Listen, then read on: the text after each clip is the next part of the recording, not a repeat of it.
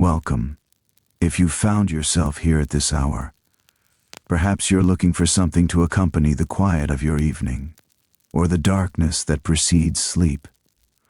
What we're about to explore together is a chapter of American history that is often overlooked, minimized, or approached with such intensity that it leaves the mind unsettled rather than calm.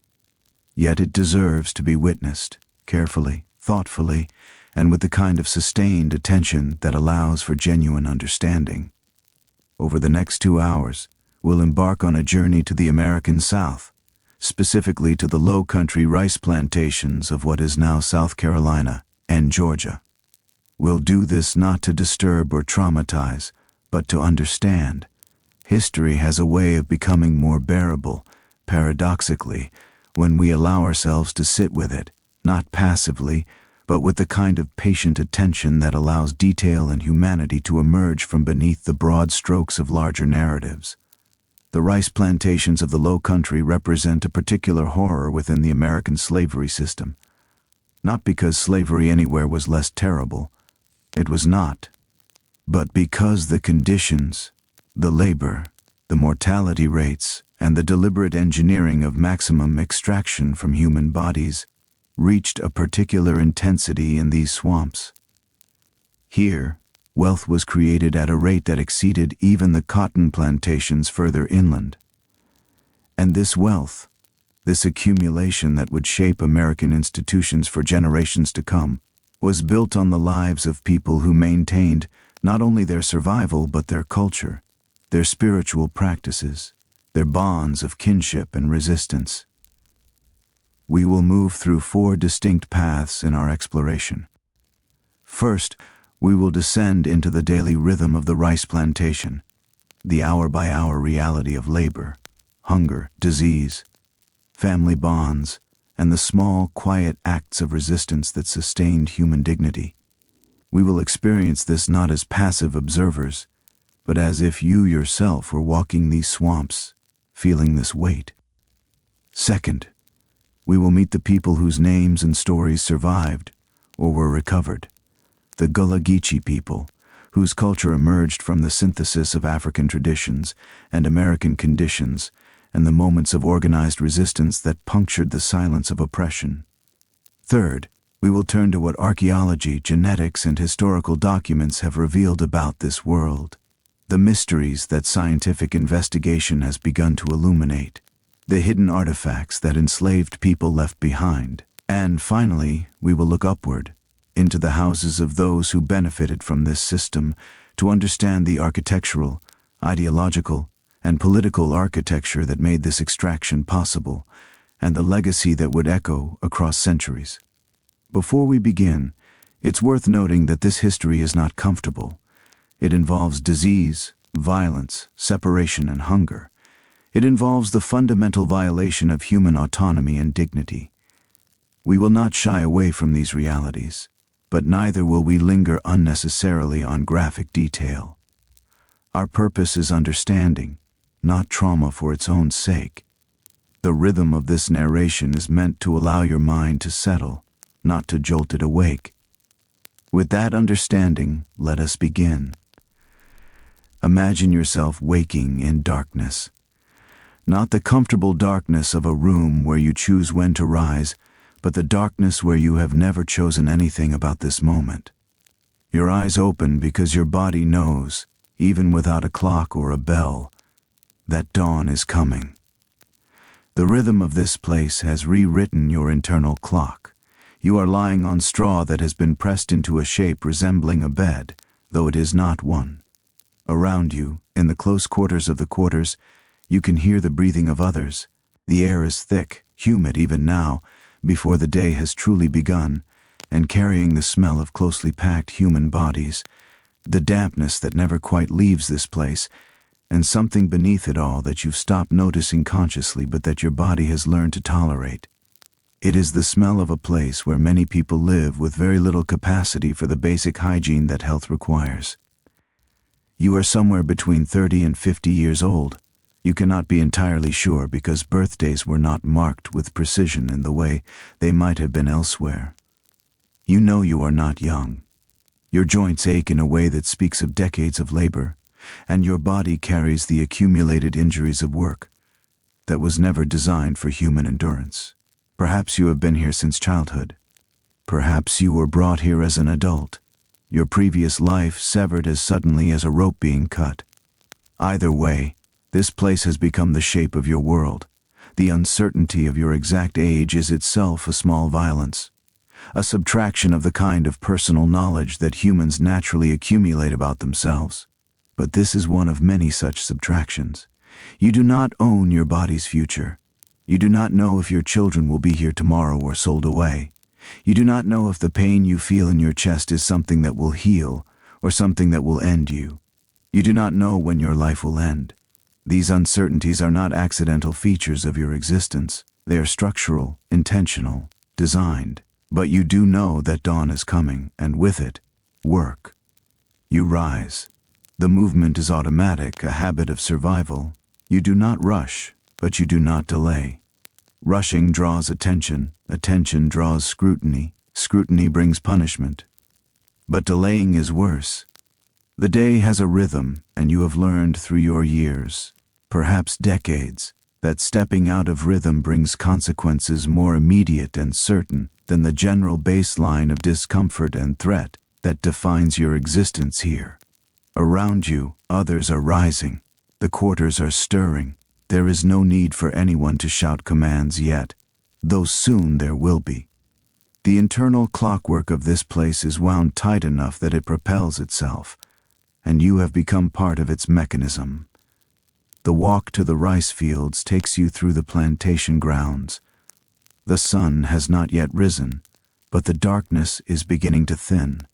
The quality of light is changing in a way that you feel rather than see clearly. Your eyes have adjusted to moving through near darkness. As you walk, your stomach is already aware that it is hungry. It is always aware of this.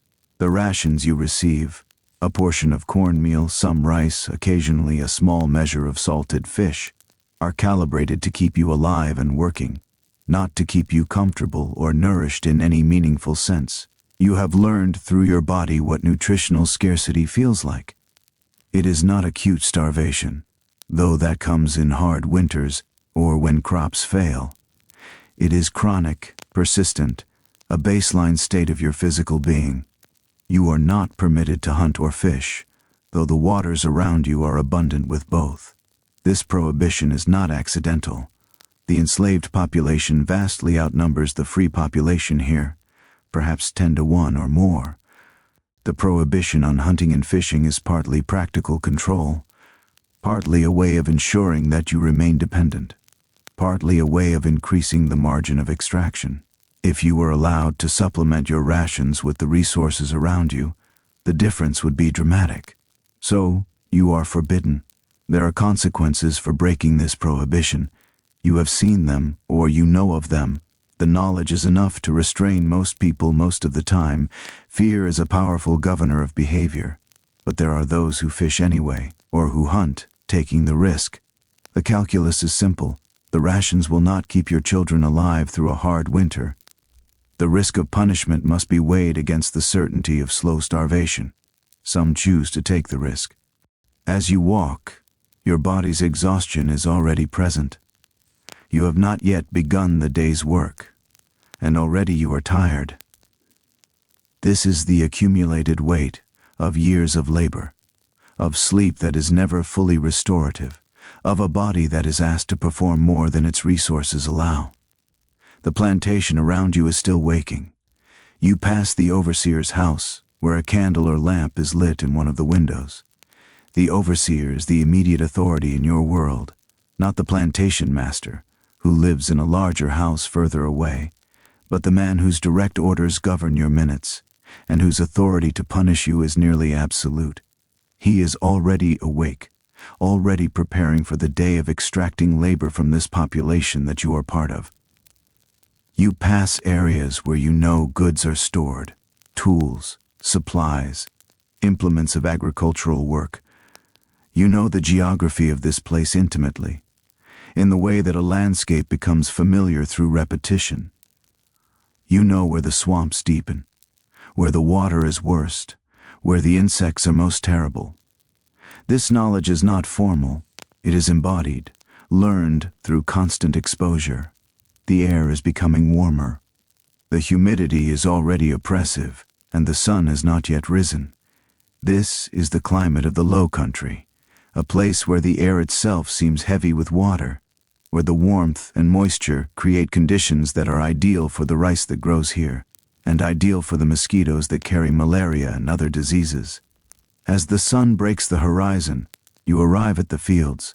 The others from the quarters are already here, or arriving as you do. The work gangs are beginning to form, organized by age, strength, and the particular role each person will play in the day's labor you take your position. Your role is determined by the overseer, or by the driver, a man like yourself, but elevated above you in the hierarchy, responsible for ensuring that you and others around you work at the pace demanded. The driver is also enslaved, but his status is different, his proximity to power significant. This creates a fracture in the population, a way of governing through managed divisions. You can feel this fracture whenever you look at him, whenever you receive his instruction or correction. The work ahead is, in its way, deceptively simple. The rice paddies must be maintained, weeded, harvested. Water must be managed through an intricate system of canals and flooding.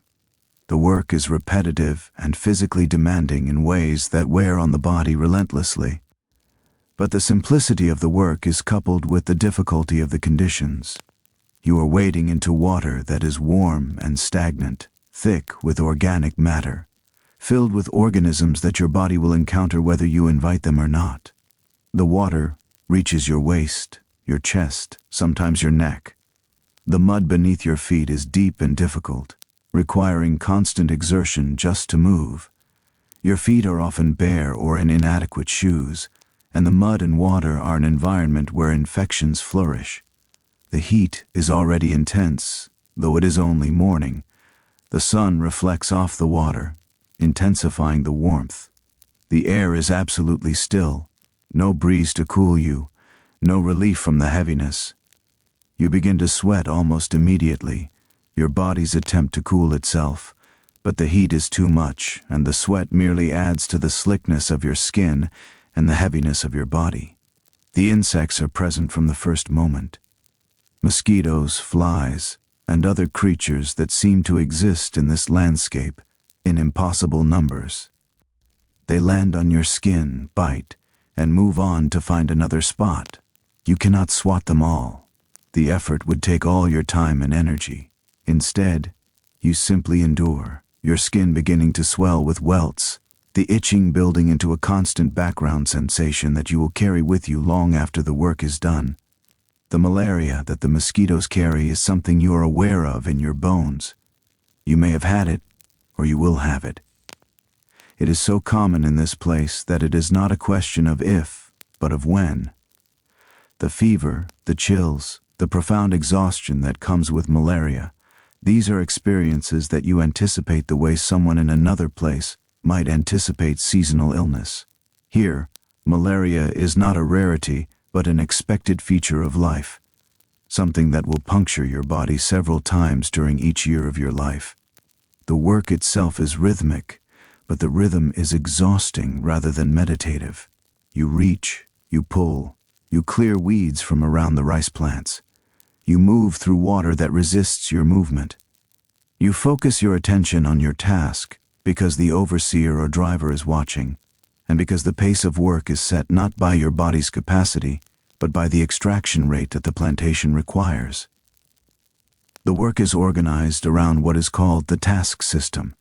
This is the structure that governs your labor, and it is a structure that exists in a particular relationship to both promise and cruelty. It functions something like this. You are assigned a specific task, perhaps a certain number of rows to clear, or a certain area to weed. If you complete this task before nightfall, you have the remainder of your time free. On the surface, this seems almost reasonable.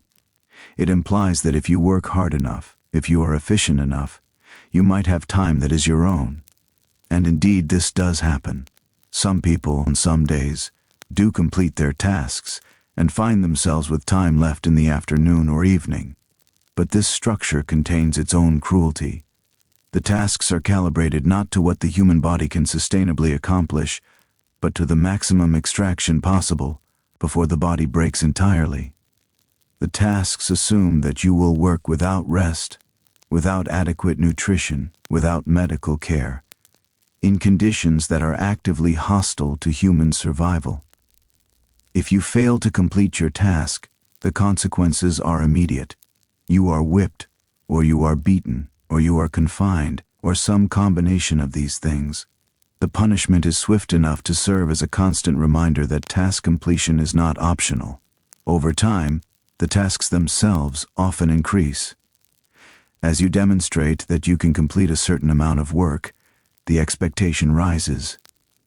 The plantation system is geared toward extracting more, always, and the task system is the mechanism through which this extraction is managed at the individual level. And yet, for those with the physical capacity and the luck, the task system does occasionally allow for some autonomy. There is a small window where, if you finish early, you might have time to work your own small garden plot, or to rest, or to engage in some activity that you have chosen. This small window is enough to keep people attempting to complete their tasks, to push their bodies a bit harder, to see if today might be a day where you have some time that is yours. It is a promise wrapped around a cruelty, a small hope that makes the system more tolerable and therefore more effective. You work through the morning, the heat intensifying as the sun climbs higher. By midday, your body is screaming, your muscles ache, your joints protest, your skin is burning from the sun and itching from the insects. Your feet are raw from the mud and water. Your stomach, which was already aware of hunger, is now actively painful with it. Sometime around midday, there is a break. This is not a generous break. It is the amount of time the overseer calculates as necessary to keep people functioning, without allowing for actual rest or recovery. You are given some food, a portion of cornmeal perhaps cooked into something soft, or some rice, or occasionally a piece of salted fish. The quantity is enough to keep you alive. It is not enough to make you feel sated or comfortable. You eat quickly, because you never know how long the break will last. The moment of rest is precious, but it is also anxious. You use this time to drink water, though the water here is not pure. You are aware that it might carry disease, but you must drink. Dehydration in this heat would kill you faster than contaminated water. There is a possibility of a brief moment of community during this time. You might exchange a few words with another person, someone you have known for years or someone who arrived recently. The conversation is brief and often practical. Information about the day, about rumors, about what happened yesterday, or what might happen tomorrow. There is little room for levity or laughter, though these things do happen. Humor exists even here, a way of coping, a way of marking humanity in a place designed to erase it. You rest if you can, though real rest is impossible. Your body is too aware of the pain to truly relax. You lie in whatever shade you can find, perhaps under a tree. You close your eyes and, for a few minutes, you might drift into something approaching sleep, though true sleep requires a deeper relaxation than this moment allows. But the break ends. The overseer gives the signal, and you must rise. Your body protests. The momentary rest has made the approaching hours seem even more daunting than they did at dawn. But rising is not optional. You rise, and you return to the water. The afternoon brings a particular kind of difficulty. Your body is already exhausted, and the day is far from over. The heat, if anything, feels more intense now, though the sun is beginning its arc downward. The insects are still relentless. The water is still heavy and resistant. Your mind is beginning to drift in ways that concern you, because you know that losing focus brings consequences. You must maintain attention to your task, to the work, to the overseer or driver's presence. You cannot allow yourself to fully disappear into exhaustion or pain. This requires a constant vigilance that is itself exhausting. As the afternoon progresses, illnesses that were background noise earlier become more pressing. If you have a respiratory illness from the dampness and close quarters where you live, it is worsening. The exertion and heat are making it harder to breathe. If you have open cuts or sores from insect bites or previous injuries, the water and mud are introducing bacteria, and you can feel the inflammation beginning, a warmth that suggests infection. Some people around you are beginning to show signs of more serious illness. There is a woman you know who is working at a slower pace than usual. She catches fever easily, and you wonder if today is one of those days. There is a man who is limping, favoring his left leg, an injury from yesterday or from last week that has not been allowed time to heal. Here, injury does not mean rest. Injury means continued work until the damage becomes too severe to ignore. The threat of violence, though not always explicit in its immediate expression, is present throughout the day. The driver carries a whip or a stick. The overseer carries authority. Everyone knows what punishment looks like, or can imagine it based on witnessing or hearing about others' experiences. This threat is a constant pressure, the way that gravity is constant. It shapes everything, from your posture to your pace, to the expressions on your face. Some people find ways to work that minimize effort without being explicitly rebellious, moving slightly slower, taking slightly longer to do tasks, finding small ways to conserve energy. But there are limits to how much of this is possible. The overseer or driver notices. Patterns are recognized. If you are consistently slower, the punishment will come. So you must find a balance, working hard enough to not draw specific punishment while trying to preserve your body for the long term. But this balance is impossible to maintain indefinitely. It is a kind of triage that everyone engages in, with stakes that are literally life and death. As the afternoon extends, you are aware of your progress on your assigned task. If you are fortunate, and if you work without stopping, you might complete it before nightfall. If you are less fortunate, or if circumstances have interfered, if you have been pulled aside for some other work, if you have fallen behind, if an injury has slowed you, you will not complete it. The emotional weight of approaching task completion is strange. There is a relief in it, a sense that the day is nearing an end. But there is also anxiety about whether completion is actually possible, and anger, perhaps, at the thought of punishment if it is not. Imagine that you are one of those who does, on this day, manage to complete your task. The sun is not yet fully down, but it is clearly descending. You finish your final rows, and there is a moment where you straighten up from the water and look at the accomplished work. It is not victory. Nothing here is victory. But it is a small reprieve. You might have an hour, or 2 hours, or 3 hours before nightfall and the end of the working day. This time is yours notionally. What do you do with it? Some people use this time to work their own small garden plot, if they have managed to maintain one. They grow vegetables that supplement the rations they receive, okra, sweet potatoes, things that their bodies have learned to recognize and process. This work is exhausting, coming after a day of equally exhausting work. But the food grown here is their own, and its importance is significant. Some people use this time to fish, despite the prohibition and the risk. They might go to a place where they know the water contains fish, with a hook or a net, working quickly and quietly in the approaching dusk. The caloric and nutritional value of catching even a small number of fish is substantial. If they succeed and are not caught, they will have something to eat that was not provided to them by the system that enslaves them. Some people use this time to rest, to lie down somewhere and allow their bodies to approach true sleep, even if only for an hour or two before night fully falls and they must return to the quarters. Some people use this time to maintain their living space or to repair clothing. Everything is in a constant state of deterioration, and there are only so many hours in which repairs can be made. Some people use this time to spend with their children, if they have children here.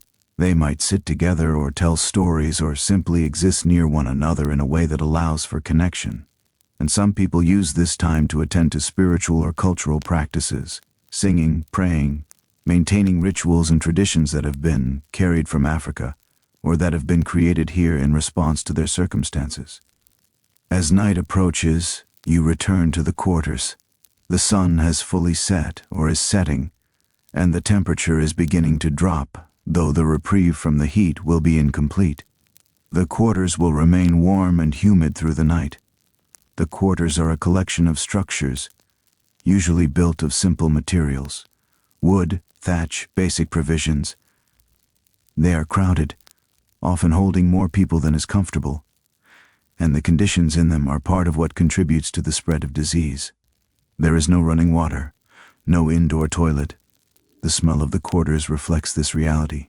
Diseases move through the population with relative ease, each person confined in close proximity to others. When you arrive, there is a possibility of receiving another portion of food. Evening rations are similar to midday ones, enough to sustain, not enough to nourish. You eat, and then you have a brief period where the day is not structured by your enslaver's immediate needs.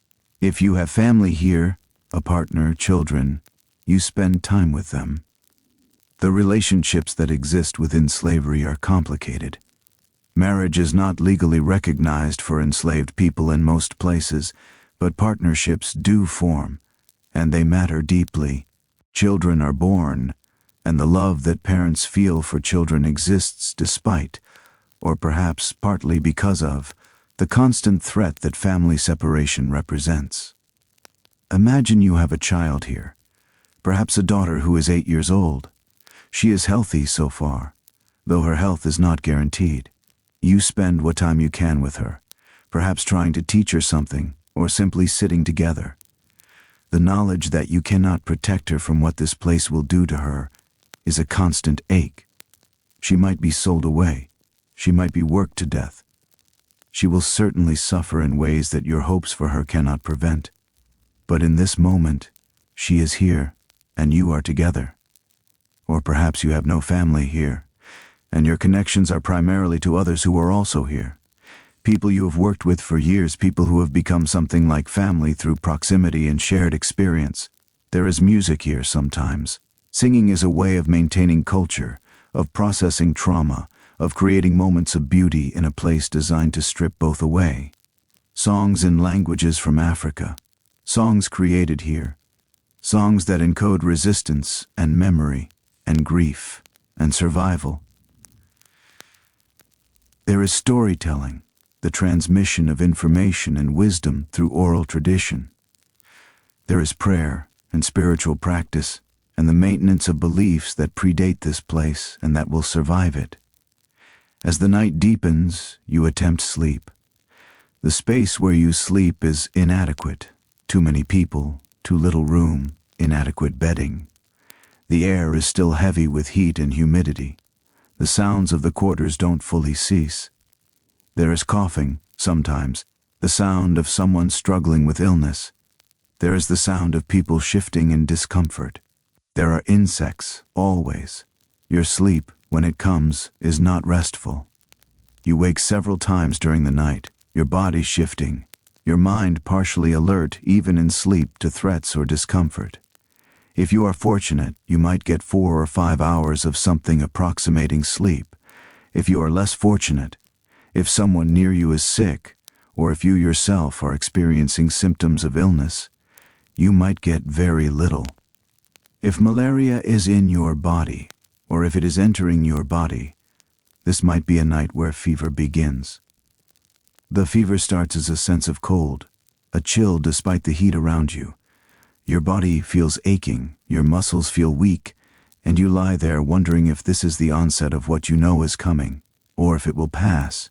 If you have an infected wound from insect bites or previous injuries, this night might be the one where the infection becomes serious enough to be noticeable, where the warmth spreads and the pain increase to the point that you cannot ignore it.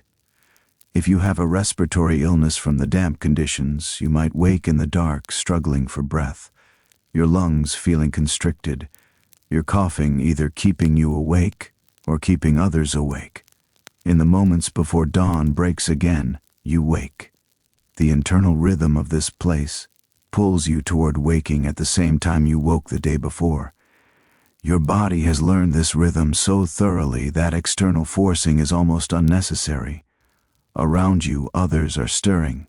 The quarters begin their morning movement again. Another day is beginning. You have survived this day. Your body is battered. Your mind is tired. Your spirit, the part of you that is not merely physical, has been tested. But you are still here. Some people in this quarters are not still here. Over the course of a year in this place, people die. They die from malaria. They die from other infectious diseases, typhoid, dysentery, pneumonia. They die from infections that begin as wounds and are never properly treated. They die from the cumulative effect of malnutrition, hard labor, and stress. They die from violence. They die from the breaking of their hearts. The death rate in rice plantations is notably high, higher than in other forms of slavery, higher than in the general population. For those who are enslaved here, death is not an abstract future possibility, but a constant presence, a reasonable expectation, something that shapes how you understand your own survival. But if you are one of those who has survived this day, you begin another. The rhythm continues. The cycle repeats. This is the texture of days here, one following another, each containing the same elements, the same struggles, the same small possibilities for resistance and agency and maintaining humanity, and the same systemic effort to strip all of these away. This is the rhythm of a year, multiplied by 365 days, each one similar to the others, each one a small survival, each one containing both endurance and a quiet form of resistance, the resistance of continuing to exist, of maintaining bonds with other people, of engaging in culture and spirituality, despite a system designed to erase it. The Gullah Geechee, culture, resistance, and the diaspora. As we move from the intimate experience of a single day into the broader historical narrative, it helps to understand something about the people who endured this system. The Lowcountry rice plantations were not filled with a homogeneous population of enslaved people. They were filled with individuals who carried with them the memories of specific places, specific languages, specific ways of being in the world. And from the collision between those memories and the conditions they encountered, something new was born. The Gullah Geechee people represent one of the most remarkable cultural achievements in American history. To say this is not to romanticize their circumstances. The circumstances remain brutal, exploitative, and dehumanizing. But it is to recognize that within and despite those circumstances, a people created and maintained a distinct culture, a way of being that preserved connections to Africa while also responding creatively to the American context in which they found themselves. The origins of Gullah Geechee culture lie in the demographics and geography of the rice plantations. Unlike cotton plantations further inland, which drew enslaved people from a variety of regions in Africa and in the diaspora, rice plantations in the Lowcountry had a particular pattern. Many of the enslaved people brought here came from regions in West Africa where rice cultivation was already practiced, places like present-day Sierra Leone, Guinea, Senegal, and the Rice Coast. This was not accidental. Planters specifically sought people with rice cultivation knowledge, understanding that their expertise would be valuable in creating the rice plantation economy. This pattern meant that the Lowcountry plantations contained a higher proportion of people who shared linguistic, cultural, and agricultural knowledge. It meant that the possibility of cultural continuity was greater here than in some other places. The languages spoken, the agricultural techniques practiced, the spiritual beliefs maintained, these had roots in West African traditions. But the name Gullah Geechee itself speaks to an important history. Gullah and Geechee are terms that were applied to this population by outsiders, and their origins are somewhat debated. Some scholars suggest that Gullah may derive from the Gullah people of West Africa, while others propose different etymologies. Geechee may come from the Ogeechee River in Georgia, or from other sources. The point is that these terms were applied from outside, and the people to whom they were applied gradually reclaimed and transformed them into markers of identity and pride. The language that emerged in the Lowcountry, Gullah or Sea Island Creole, represents this cultural synthesis. It is not simply African languages transported to America, nor is it simply English with an accent. It is a Creole language, a new language created from the contact between English and various West African languages, shaped by the specific context of the Lowcountry and the rice plantations. When you listen to Gullah spoken, you hear something distinct. The grammar structures draw from West African languages. The vocabulary includes words from English, from various West African languages, and words that are entirely new creations. The rhythm and intonation carry African influences. To speakers of English, it can be difficult to understand, especially if they are not accustomed to hearing it. But to speakers of Gullah, it is a complete and sophisticated language capable of expressing the full range of human thought and emotion. This language was not formally taught, not written down in official documents. It emerged organically through daily interaction, through people speaking to one another, through children learning from parents and elders. And it was tremendously important, because language is one of the primary ways that culture is carried and transmitted. To maintain a language is to maintain a way of understanding the world. Closely connected to the maintenance of language was the maintenance of spiritual and religious practice. Here, too, Gullah Geechee culture represents a remarkable synthesis and resistance. In the quarters of the rice plantations, people maintained spiritual practices that had roots in African religions. There was recognition of ancestral presence, of spiritual forces in nature, of the sacred dimension of daily life. These practices existed alongside Christianity, which was imposed on enslaved people by plantation owners. The expectation was that Christianity would be a tool of social control, that Christian teachings about obedience and acceptance of one's station would make people more compliant, more accepting of their enslavement. But what actually happened was more complex. Enslaved people took Christianity and transformed it. They found in the stories of the Bible the exodus of the Israelites from Egypt, the resurrection of Christ, the promise of liberation and freedom, interpretations that spoke to their own circumstances. They heard in the narratives of Scripture a promise not of acceptance but of ultimate justice. The God they worshipped was not the God of the planters, the God who supposedly sanctioned slavery. Their God was a God of liberation, a God who saw their suffering and would ultimately intervene. The religious gatherings that happened in the quarters, especially the gatherings that happened away from the direct supervision of white overseers, became spaces where African spiritual practices and Christian theology merged. There was music, singing, movement. There was prayer that sometimes approached trance states. There was the presence of the ancestors, acknowledged and felt. There was a recognition that the spiritual realm was as real and as important as the material one. For individuals living under slavery, these spiritual practices served multiple functions. They provided emotional and psychological support, a space where the humanity that the system tried to deny could be affirmed. They provided community, moments of gathering and connection. They provided hope, a sense that the current circumstances were not permanent, that there was justice beyond this life or within this life, and they provided a framework for understanding suffering, not as meaningless but as part of a larger spiritual narrative. From the outside, plantation owners often tolerated these spiritual gatherings or even encouraged them, believing that religion kept the enslaved population docile. But they often did not recognize the radical potential embedded in the spirituality that was actually being practiced. They did not see that the hope for liberation encoded in these spiritual practices was dangerous to their system, that the affirmation of humanity was a form of resistance. Resistance on the rice plantations took many forms. The most visible forms, escape, open rebellion, occurred, but they were relatively rare.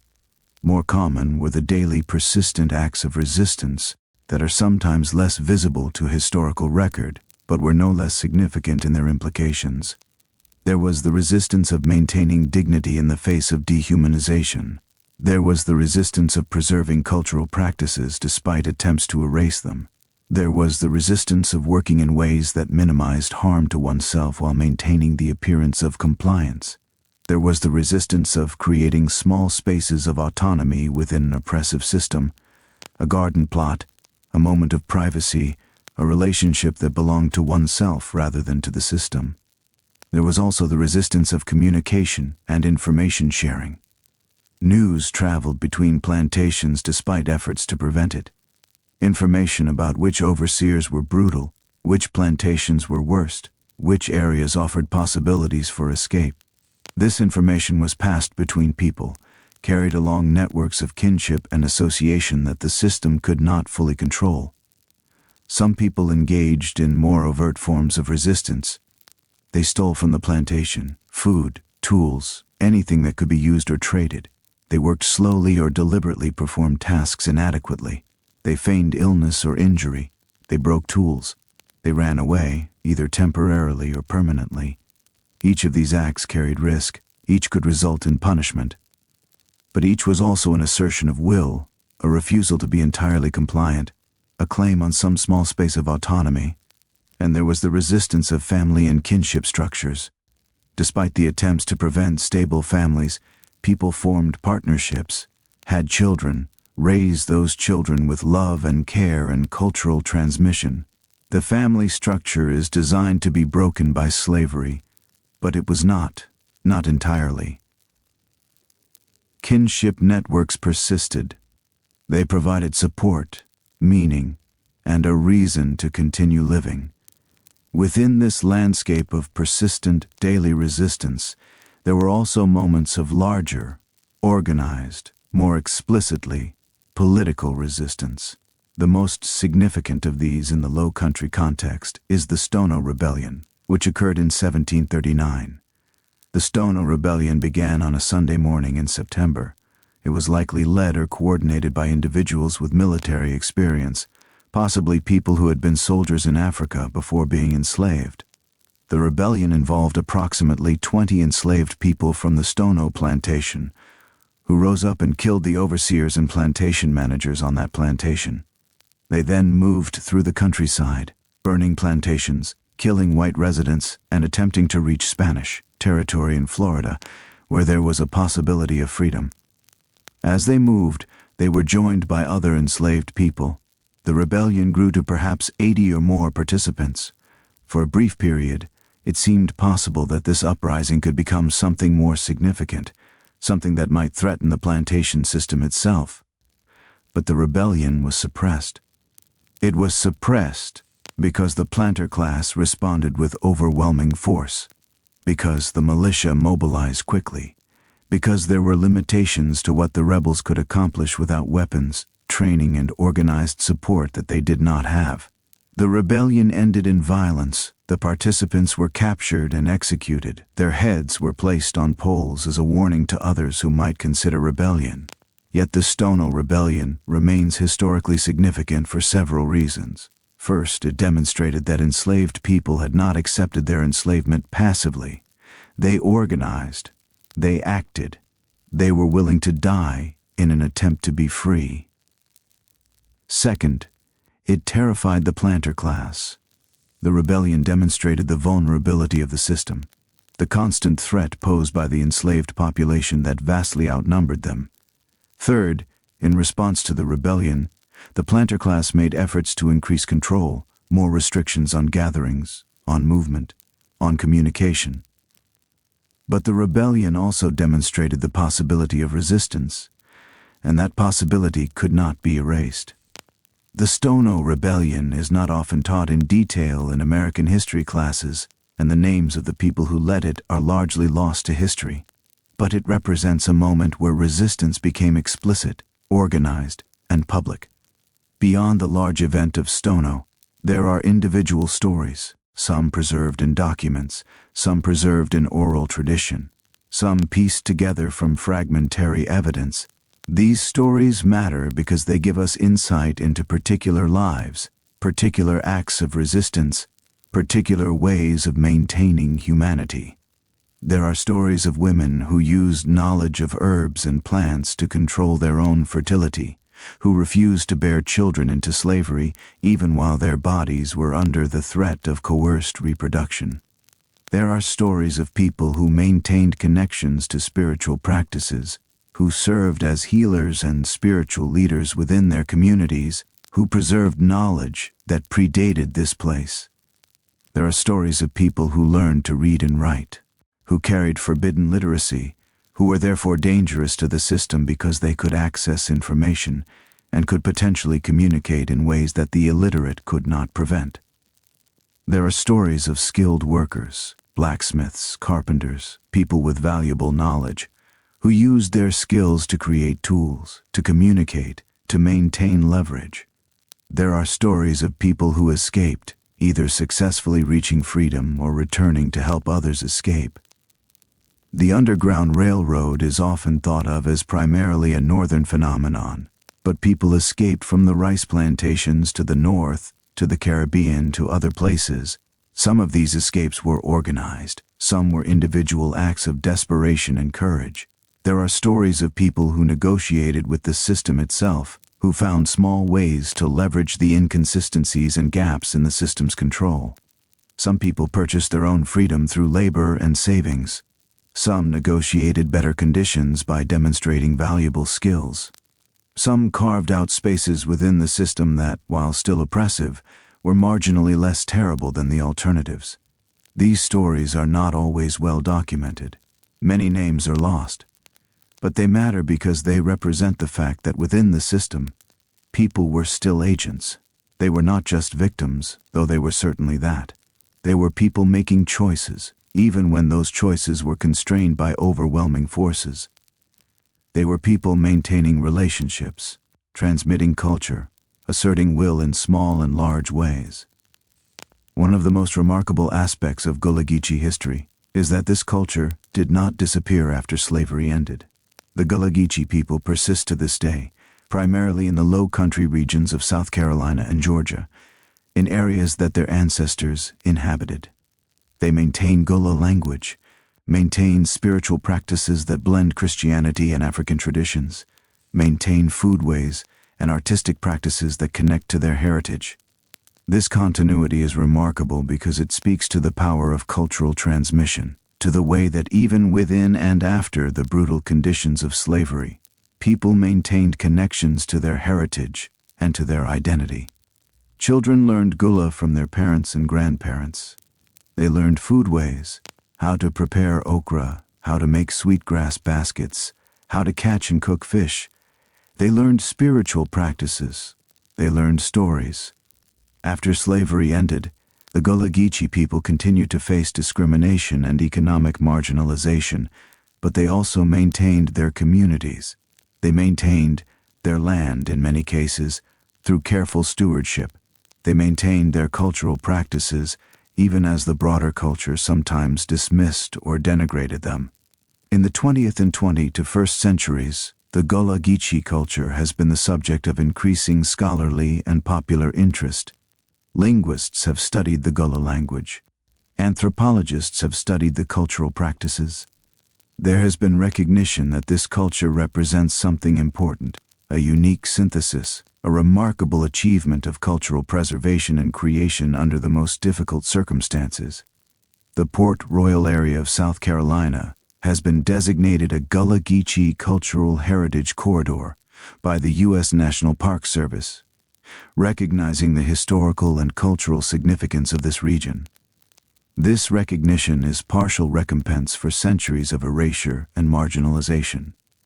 But it also represents a growing acknowledgement that the contributions of the Gullah Geechee people to American culture are significant and worthy of preservation and celebration. Central to understanding Gullah Geechee culture is understanding that it represents a kind of bridge between Africa and America, a living connection to places and peoples across the ocean. The spiritual practices, the language, the agricultural knowledge, the artistic traditions, these all carry within them memory of Africa, not as a distant past, but as a continuing presence.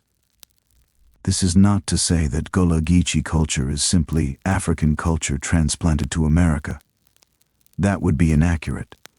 Gullah Geechee culture is genuinely American, created in response to American circumstances shaped by the experience of slavery and then freedom in the American context.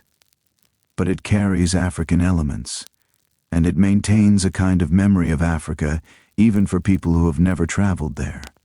The music of Gullah Geechee culture, the spirituals, the ring shouts, the other musical traditions, carries African rhythmic and harmonic patterns. The food carries African agricultural knowledge and taste preferences. The spiritual practices carry African understandings of the sacred. These are not separate layers, but are deeply integrated into what it means to be Gullah Geechee. For people living under slavery and its aftermath, this connection to Africa served important psychological and spiritual functions.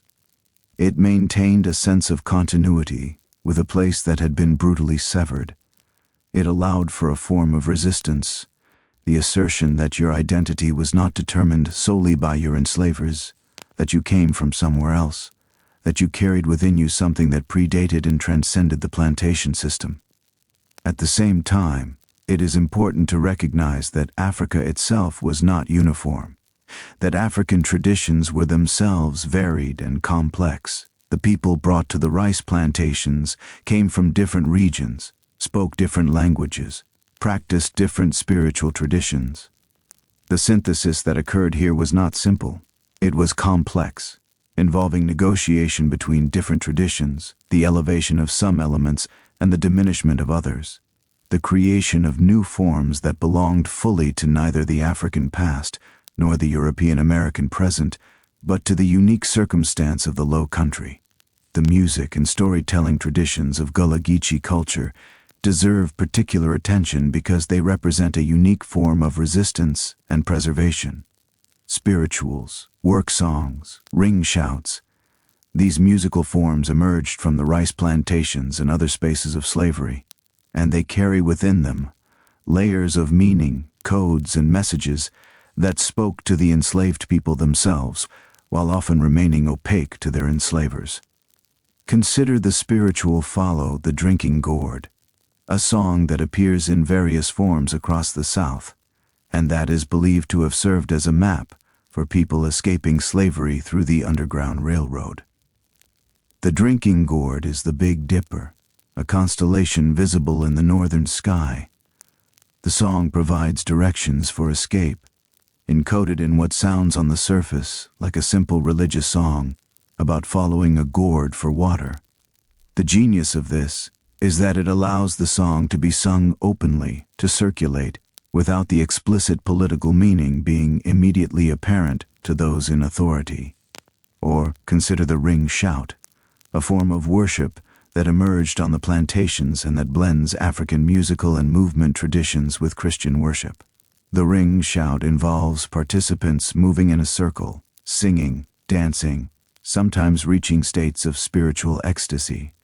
The movement is counterclockwise, which differs from European Christian practices. The form is rooted in African traditions, and it represents a continuation of African spirituality within the context of Christian worship.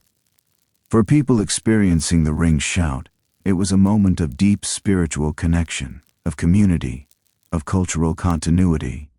For those observing from outside, it might have looked like enthusiastic religious expression, without recognizing the African roots and the cultural persistence that it represented. The work songs that developed in the rice fields were similarly important. These songs allowed people to work in coordinated rhythms, to make the labor more bearable through music, and to maintain some space of cultural expression and community in the midst of oppressive labor. The songs were often playful, sometimes bawdy, sometimes containing comments or criticisms that were expressed indirectly through metaphor or humor. They allowed people to process their experiences, to comment on their circumstances, to maintain their humanity and their sense of humor in a place designed to strip both away.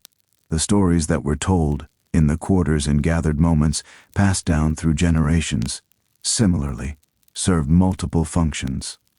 Some stories were explicitly about resistance, about Anansi the trickster spider, who outsmarted stronger opponents through cleverness and wit, a figure from West African tradition.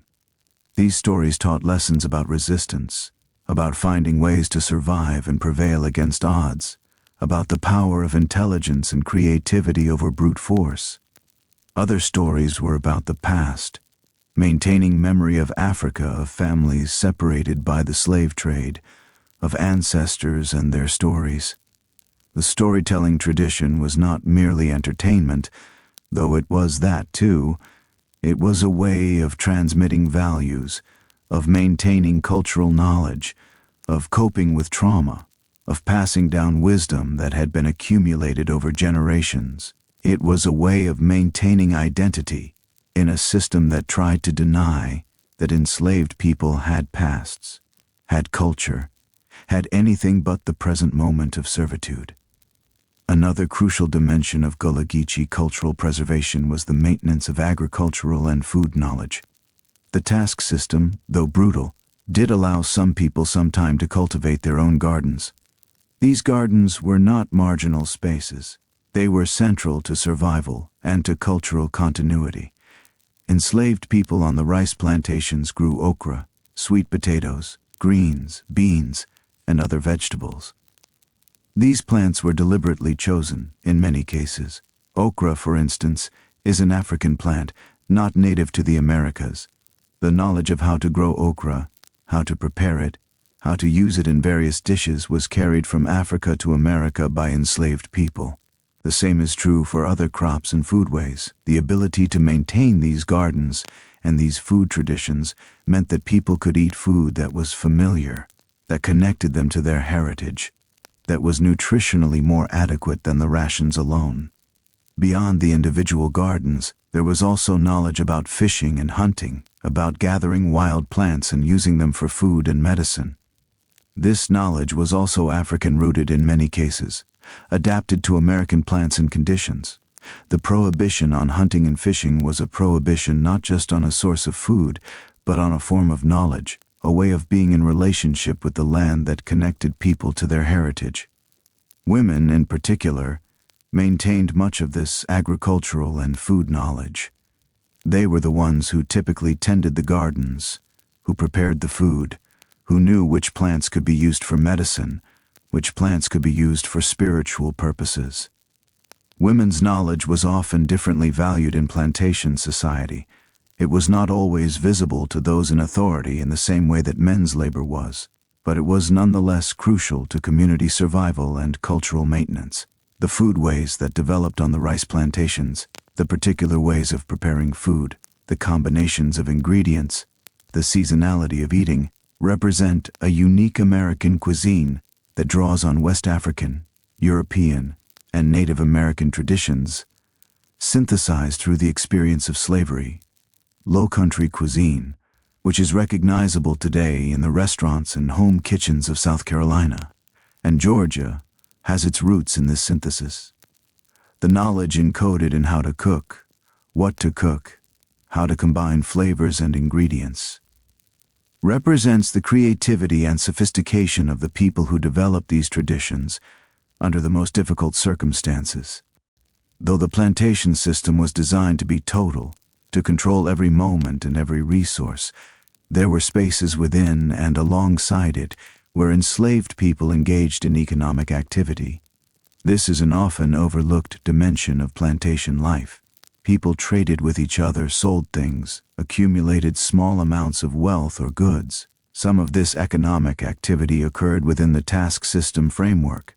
When people completed their tasks and had remaining time in the day, some of them used that time to make goods, baskets, tools, other items that could be traded or sold. Sweetgrass baskets in particular became a significant economic product in the Lowcountry. These baskets, made from sweetgrass and other plant materials, were valued items that people outside the plantations would purchase. The knowledge of how to make these baskets, the skill involved, represents a form of African artisanal knowledge that was maintained and transmitted. People also engaged in trade between plantations. Information and goods moved along networks, carried by people who had opportunities to travel or to interact with people from other plantations. A person who had access to a particular good could trade it for something else. A person who had knowledge or skills could sometimes leverage these for small advantages or goods. These trade networks were informal, often invisible to those in authority, but they were significant in creating spaces of relative autonomy and agency within the oppressive system.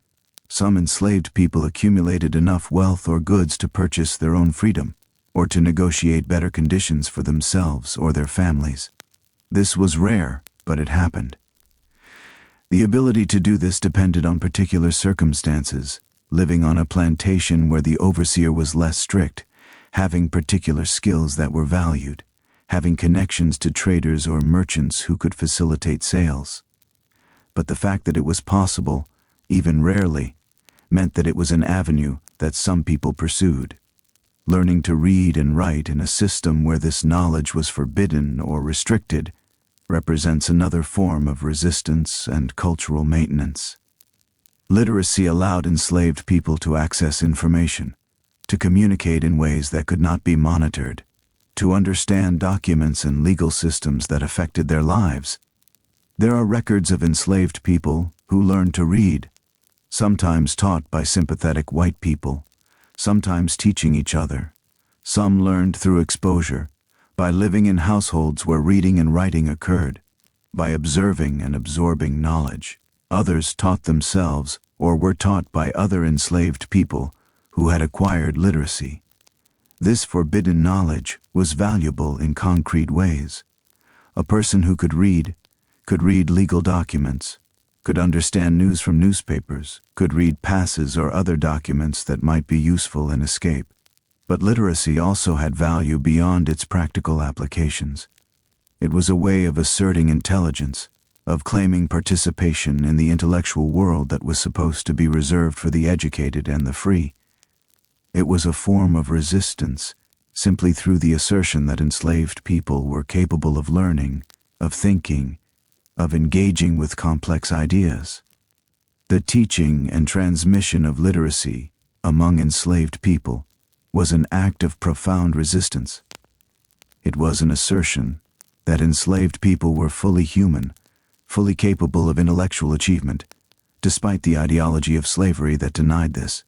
It was an investment in the future, the belief that knowledge acquired now might be useful for liberation, for the building of free communities, for the transmission of information to future generations. As we conclude this segment, it's worth pausing to acknowledge what the Gullah Geechee story tells us about human resilience, cultural persistence, and the capacity for agency even within systems designed to deny it. In the face of a system created specifically to erase identities, languages, and ways of being in the world, people maintained culture. They transmitted it to their children. They transformed it in response to new circumstances. They created new forms of culture that drew on their heritage while responding to their present reality. This is not to suggest that everything was overcome, that suffering ended well, or that the system was overcome through cultural persistence alone. Slavery was brutal, and its aftermath continues to shape American society in significant ways. The Gullah Geechee people continue to face discrimination, economic marginalization, and the ongoing impacts of historical trauma. Land that their families accumulated through careful stewardship has been threatened by development and gentrification in recent decades. The language faces pressures as younger generations adopt standard English.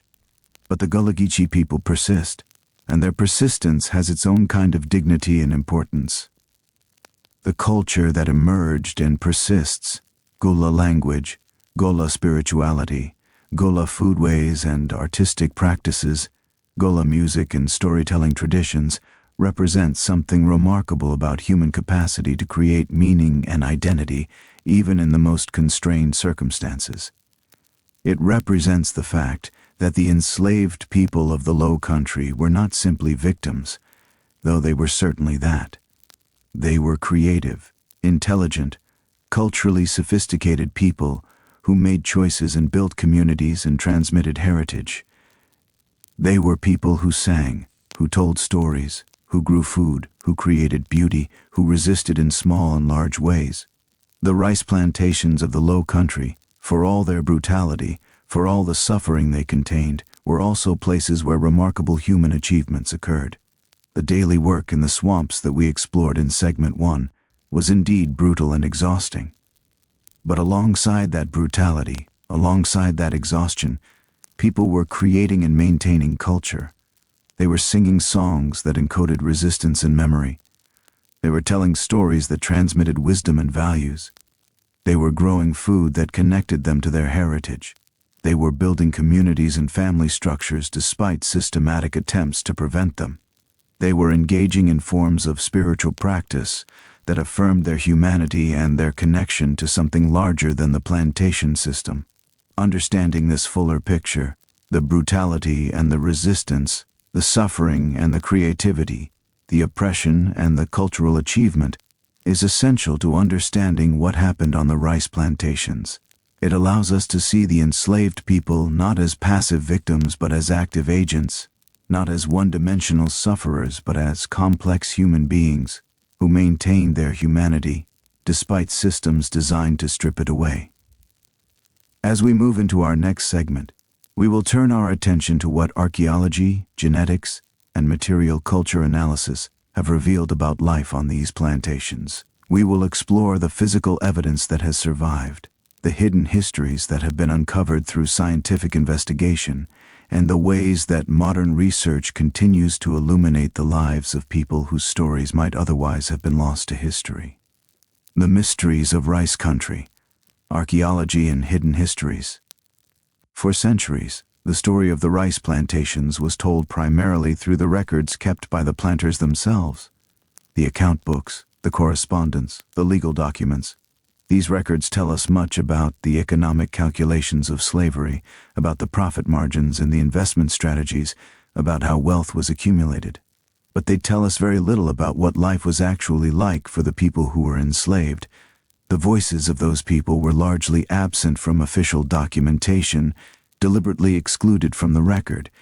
In the last several decades, however, a new kind of historical evidence has begun to speak. Archaeologists have excavated slave quarters, examined the material remains of daily life, analyzed artifacts that were left behind. These objects, pottery fragments, tools, buttons, nails, food remains, the structures themselves, have a story to tell about the lives of people who left few written records. Archaeology provides a way of listening to those voices that have been deliberately silenced in official histories. Imagine an archaeologist standing in what was once the quarters of a plantation, now overgrown, returned to nature in many cases. The surface reveals little, perhaps some depressions in the ground where structures once stood, perhaps a scatter of brick or artifact fragments. But beneath the surface, buried under layers of soil and time, there is evidence. Digging carefully, methodically, a story begins to emerge. The structures themselves tell us something. Slave quarters were often deliberately built to be inferior to other structures on the plantation. They were smaller, less weather-resistant, built with inferior materials. Some were constructed with tabby, a kind of concrete made from oyster shells and lime. Others were built with wood, often poorly maintained. Archaeologists can see in the post molds, the foundations, the construction techniques, the evidence of these inferior conditions. But they can also sometimes see evidence of repairs, of efforts to improve the structures, to make them more livable. People did not simply accept the conditions, they attempted to improve them within the constraints they faced. The interior layout of the quarters is revealing. In many cases, quarters contained multiple families in relatively small spaces. Archaeological excavation can reveal the organization of these spaces, where people cooked, where they slept, where they worked at their various tasks. The presence of multiple hearths in a single structure, for instance, suggests multiple family groups living together. The organization of space tells us something about how people managed privacy, how they organized family life, how they created household units within the oppressive constraints. One of the most revealing aspects of archaeological evidence from plantation quarters is what it tells us about food and nutrition. Archaeologists analyze faunal remains, the bones of animals that were eaten. They analyze floral remains, seeds, plant fragments, evidence of what was cultivated and consumed. They analyze coprolites, the fossilized remains of human feces, which reveal the actual diet of enslaved people in ways that written records never could. What this evidence reveals is complex and somewhat surprising to those who expected a simple picture of deprivation. Yes, the diet was limited, and yes, it was nutritionally inadequate in many ways. But it was not quite as uniform as the official rations alone would suggest. The presence of animal remains, more diverse than what the plantation records indicate would have been provided, suggests that people were indeed supplementing their diet through hunting and fishing, despite the prohibition. The presence of wild plant remains suggests that people were gathering, cultivating their own gardens, maintaining access to foods beyond what was officially allocated. This evidence is significant because it demonstrates that people were active agents in maintaining their own nutrition, that they were not passively accepting what they were given, but were actively seeking ways to improve their circumstances. The prohibition on hunting and fishing was real, and violation of it carried real risk. But the archaeological evidence suggests that many people took that risk, that the risk was calculated worth it for the food it provided. The evidence of disease is written on the bones themselves. When archaeologists examine skeletal remains from plantation burial grounds, they can see the evidence of malaria, of parasitic infections, of nutritional deficiencies. They can see the marks of tuberculosis and other infectious diseases. They can see evidence of healed fractures and old injuries, telling stories of violence or accidents. They can see evidence of repetitive stress injuries, the wear patterns on joints that speak of years of heavy labor. But the skeletal remains also tell stories of recovery and survival. Healed injuries indicate that people survived accidents and violence. Evidence of tooth repair and maintenance, sometimes done through procedures that must have been extremely painful, indicates that people cared for their bodies, that they attempted to maintain their health despite difficult circumstances. Certain burial practices, the positioning of bodies, grave goods placed with the deceased, tell stories of respect, of ritual care, of community honoring the dead. The lifespan data that comes from archaeological remains is sobering. The average age at death in slave quarters was significantly lower than in the general free population. Children had particularly high mortality rates. The causes of death were multiple. Disease was primary, but malnutrition, accident, violence, and complications of childbirth also took lives. The data makes clear that life on the rice plantations was particularly dangerous, that the conditions were particularly harsh. Yet the fact that people survived at all, that communities persisted, that children were born and some of them grew to adulthood, this speaks to remarkable human resilience. People did not simply give up in the face of high mortality and constant threat. They continued to reproduce, to form families, to build communities. They found ways to maintain health and well-being despite systems designed to prevent both. Beyond the large structural evidence, archaeological excavation often uncovers small objects that speak to the inner lives of enslaved people. These objects sometimes reveal spiritual practices that would not appear in official records. Small figurines, sometimes carved from bone or stone, possibly representing spiritual entities or ancestors. Shells arranged in particular patterns. Stones or other objects arranged in ways that suggest spiritual or magical significance. Some of these objects are interpreted by archaeologists as evidence of African spiritual practices maintained in the quarters. In particular, some objects are interpreted as related to root work or hoodoo, spiritual practices with roots in African traditions, including practices aimed at protection, healing, or in some cases, harm to others.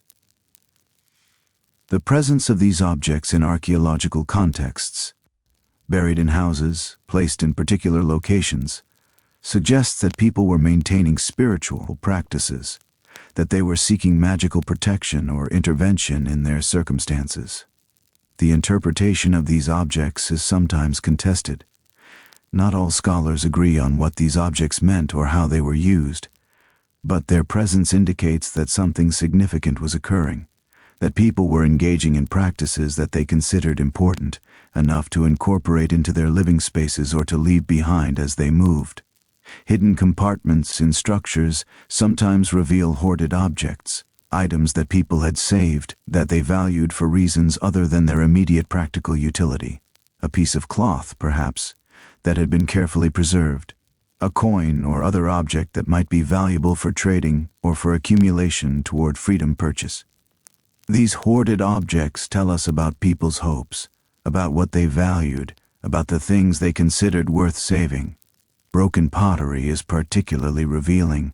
Archaeologists can sometimes reconstruct broken ceramics, and in doing so, they sometimes discover that the ceramics are not European-made, but appear to be handmade, possibly made by enslaved people themselves. The presence of handmade ceramics in slave quarters suggests that people were continuing pottery-making traditions, maintaining craft knowledge, possibly creating vessels for practical use, but also maintaining connections to African pottery traditions. The mark-making on these ceramics, scratches, designs, fingerprints, are sometimes interpreted as signatures, ways that the maker was marking their work, claiming it, leaving their mark in a world where they had few opportunities to leave evidence of their existence or their work. These marks, barely visible, nearly erased by time, represent small acts of assertion, small ways of saying, "I was here, I made this, this was mine." Enslaved burial grounds, often located away from the plantation proper, have been sites of important archaeological investigation. These burial grounds contain tremendous information about how enslaved people marked death, honored the deceased, maintained community even in death. The arrangement of graves, the orientation of bodies, the placement of grave goods, all of these tell stories about beliefs, about relationships, about how people understood death and the afterlife. In some burial grounds, the graves are oriented in particular directions. In some cases, there is evidence of bodies being positioned in specific ways that do not match European Christian conventions. This suggests that African spiritual beliefs about death and the afterlife were being maintained, that people were conducting funerals and burials in ways that honored African traditions, even if the graves were in Christian burial grounds. Grave goods, objects placed with the deceased, are particularly revealing. In some cases, these are practical objects, tools, pottery vessels, coins, but in other cases, they appear to be symbolic, broken ceramics, objects with apparent spiritual significance. The presence of these objects suggests that people believed they were providing for the dead in the afterlife, that they maintained connections to African traditions about death and the relationship between the living and the dead. The grave markers themselves tell stories. In some cases, graves are marked with elaborate stone structures or arrangements. In other cases, they are marked simply with a field stone or a marker that has since disappeared. The presence or absence of markers, their elaborateness, can tell us something about the resources available to families, the importance placed on marking the grave, the belief that the deceased should be remembered and located.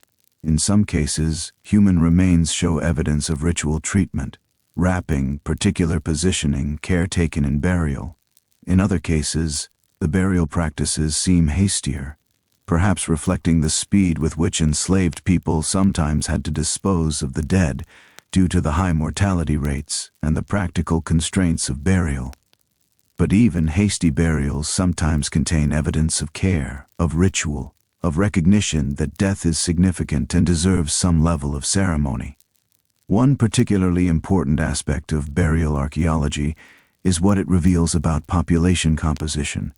By examining the ages of individuals buried, the sex ratios, the evidence of childbirth complications and infant mortality, archaeologists can reconstruct something of the demographic picture of enslaved populations. These demographics tell us about the birth rates, the death rates, the life expectancies, the sex ratios of enslaved populations. They reveal that the enslaved population was not reproducing at rates that would suggest natural population increase in many cases, suggesting that enslaved women were being worked too hard, that their nutrition was inadequate for reproduction, or that other factors were limiting reproduction. This is important evidence about the conditions and the strategies of enslavers in maintaining and expanding the enslaved population. Archaeologists have sometimes found evidence of what appears to be deliberate sabotage or resistance within plantation landscapes. Broken tools, for instance, might be found in patterns that suggest deliberate destruction rather than accidental breakage. Crops might show evidence of patterns of destruction or damage that could have been deliberate. The interpretation of these patterns is sometimes uncertain. A broken tool could have been accidental. Crop damage could have natural causes. But the accumulation of evidence sometimes suggests intentional action. And even if the interpretation cannot be definitively proven, the presence of these patterns tells us that sabotage was possible, that resistance was being practiced in ways that might not always leave clear evidence. In some cases, there is also evidence of what archaeologists call small acts of resistance, practices that were not explicitly rebellious but that represented refusals to comply fully, that were ways of asserting agency and maintaining autonomy. The slower pace of work, the quality of work performed, the strategic use of time, these leave traces in the archaeological record. Hastily built structures show evidence of rush work. Incompletely finished tasks sometimes leave their mark. These small refusals are harder to see than a dramatic rebellion, but they are no less significant as evidence that people were not simply compliant, that they were making choices about how to respond to their circumstances. In recent years, genetic analysis of human remains from plantation burial grounds has provided new kinds of evidence about the enslaved populations. DNA analysis can reveal information about genetic ancestry, about the geographic origins of individuals, about family relationships between people buried together. Isotopic analysis can reveal information about diet, about mobility, about the sources of food that individuals consumed. The genetic and isotopic evidence is revealing something significant. It is showing us the long-term health impacts of slavery, not just during enslavement but across generations. Some studies suggest that the trauma of slavery, the malnutrition, the disease exposure, left marks on the genome that persisted in descendants. The stress of slavery appears to have affected gene expression in ways that were passed down to children and grandchildren. The health disparities we see today between African Americans and white Americans have roots that extend back centuries to these plantation burial grounds, to the conditions endured by enslaved people. This genetic evidence is compelling because it provides scientific support for something that has long been argued on moral and historical grounds, that slavery was not simply a historical phenomenon that ended when the institution formally ended, but that its impacts persisted, that it shaped the health, the bodies, the very genetics of descendants. The biological impacts of slavery are literally written into our DNA. At the same time, this evidence also reveals something about human resilience. Despite conditions designed to break bodies and spirits, enslaved people survived, reproduced, passed on life to the next generation. The genetic evidence of slavery's impacts is also evidence of human survival and continuation. Alongside archaeological evidence, historians have also been mining written records for evidence of the lives of enslaved people. Slave narratives, accounts written or dictated by formerly enslaved people, provide invaluable first-hand testimony about conditions, about resistance, about the inner lives of enslaved people. These narratives were not always readily available. Many were published by abolitionists in the 19th century, and then largely forgotten. But contemporary scholarship has recovered many of these narratives, making them available to new audiences. These written accounts sometimes corroborate archaeological findings. A formerly enslaved person might describe gardens they maintained, or fishing they engaged in illegally, and these descriptions match the archaeological evidence of diverse diet. A person might describe burial practices or spiritual traditions, and these match the material culture evidence from archaeological sites. But the written records also contain information that archaeology cannot reveal. The emotional experience of slavery, the specific relationships between people, the complex internal lives of enslaved individuals, these are often accessible only through written testimony. A formerly enslaved person, describing the day their child was sold away, conveys an emotional reality that archaeological evidence of family separation cannot fully capture. A description of singing in the quarters, of the feeling of community and solidarity, of moments of joy amid suffering. These personal testimonies provide dimensions of experience that physical evidence alone cannot convey. Plantation records themselves, written by the enslavers, sometimes reveal things that the enslavers did not intend to reveal. Account books show deaths and illnesses among enslaved people, and from these numbers historians can calculate mortality rates and understand the conditions. Correspondence between planters sometimes contains complaints about enslaved people's resistance, about difficulties in maintaining control, about the costs of slavery. These secrets that enslavers recorded in their private documents reveal a reality that contradicts the public narrative of slavery as a harmonious, consensual system. Despite the advances in archaeological and genetic evidence, many mysteries remain. The specific identities of most of the people who lived and died in the quarters are unknown. In many cases, people are recorded only as numbers in plantation documents, without names. The lives of most individuals are lost to history. There are mysteries about the internal organization of enslaved communities. We know that people formed relationships, built communities, created culture. But the specific details of how communities were organized, who held authority, how decisions were made, these details are often unclear, lost to time. There are mysteries about specific practices and beliefs. The meaning of certain objects found in archaeological contexts is sometimes contested or unclear. The relationship between African spiritual traditions and the Gullah Geechee spirituality that developed is complex, and the specific mechanisms of cultural transmission are sometimes difficult to trace. There are mysteries about individual acts of resistance that may have occurred but left no record. How many people escaped and successfully reached freedom? How many plots to escape or rebel were planned but never executed? How much resistance occurred in forms so subtle that it left no clear evidence? These stories are largely lost.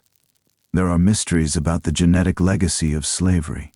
As DNA evidence continues to accumulate, we are learning more about family connections, about migration patterns, about the diverse origins of enslaved people.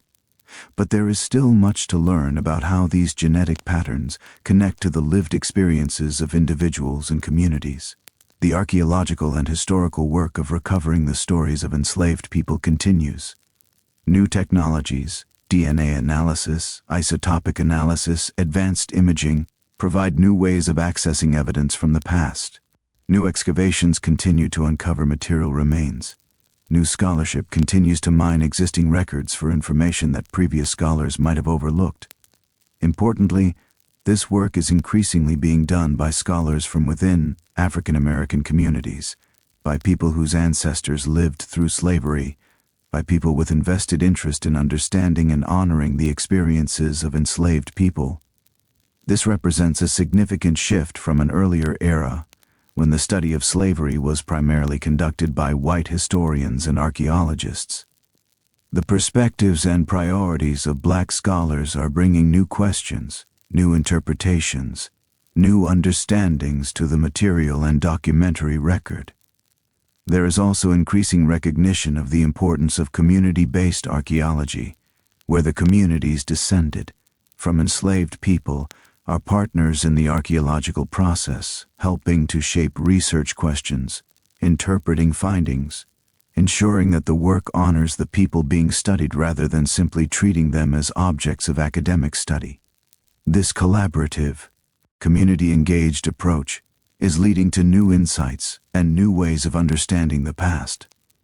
It is also leading to efforts to preserve and protect burial grounds and other sites of significance to enslaved communities. Some former plantation sites have been turned into museums or heritage sites that present the history in ways that center the experiences of enslaved people rather than the planters. As we reflect on the archaeological and genetic evidence from the rice plantations, certain larger meanings emerge. The objects tell us that enslaved people were not passive victims, but active agents in maintaining their health, their culture, their resistance. The evidence of gardens and fishing, of spiritual practices, of craft activities. All of this tells us that people were making choices, taking risks, maintaining connections to their heritage and their humanity. The skeletal remains tell us about the brutality of slavery, about the physical toll it took on bodies and lives.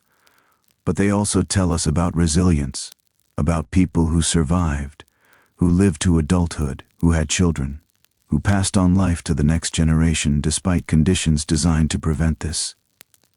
The burial remains tell us about how people understood death and honored the dead, about the communities they created, about the rituals and beliefs they maintained.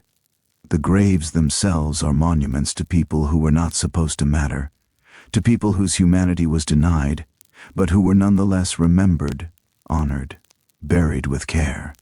The genetic evidence tells us about the long-term impacts of slavery, about how trauma and deprivation are written into our bodies and our genes, passed down across generations. It tells us that slavery is not simply a historical phenomenon, but something whose effects persist into the present day. All of this archaeological and genetic evidence, taken together, paints a more complete picture of the rice plantations than we would have from written documents alone. It allows us to hear the voices of people who left few words, but who left behind objects, who left their marks in the material world, whose very bones and genes carry testimony to their experiences, the mysteries that remain, the identities of most individuals, the specific details of many practices, the outcomes of many acts of resistance. These mysteries themselves tell us something important. They remind us of the incompleteness of our knowledge, of the limitations of what we can recover from the past. They remind us that we are always understanding history partially, incompletely, filtered through the evidence that has survived in our own contemporary perspectives. And yet, the work of recovery continues. The voices of those who left few words are slowly being recovered, pieced together from fragments, reconstructed from material evidence and genetic testimony. The mysteries are slowly being illuminated, even if they cannot be fully solved. The rice plantations, which for so long were narrated primarily through the records of the enslavers, are now beginning to speak in their own voices through the evidence of those who endured them. The planter class, wealth built on death. As we prepare to conclude our journey through the rice plantations of the Lowcountry, we now lift our gaze from the quarters and the fields to the great houses, the plantation mansions that still stand in South Carolina and Georgia as monuments to a particular kind of American wealth and power. These houses, beautiful in their architectural details, set on acres of cleared land, approached by tree-lined avenues, represent something specific: the material expression of wealth created through slavery, the physical embodiment of extraction and accumulation on a massive scale. Imagine approaching one of these plantation houses. The avenue of live oaks, draped in Spanish moss, creates an entrance both formal and dreamlike. The house itself is large, often 2 or 3 stories, with wide porches and elegant detailing. The materials, brick, wood, stone, are of good quality, chosen with care. The proportion and symmetry of the design speak of education, of familiarity with contemporary architectural styles, of wealth enough to hire skilled architects and builders. The gardens around the house, laid out with intention, with ornamental plants and water features, demonstrate the capacity to shape the landscape itself, according to aesthetic preference.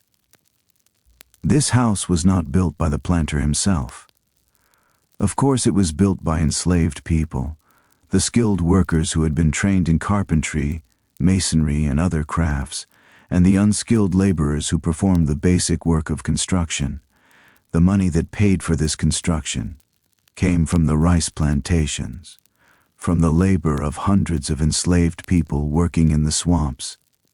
Every room, every detail, every aesthetic choice was made possible by this extraction of wealth from enslaved labor. Inside the great house, there is comfort. The rooms are large, with high ceilings designed to allow air circulation in the hot climate. There are fireplaces for warmth in winter. There are windows that allow light to penetrate. There are furnishings imported from Europe, or made by skilled craftspeople locally. There are books, paintings, decorative objects that suggest education and cultivation.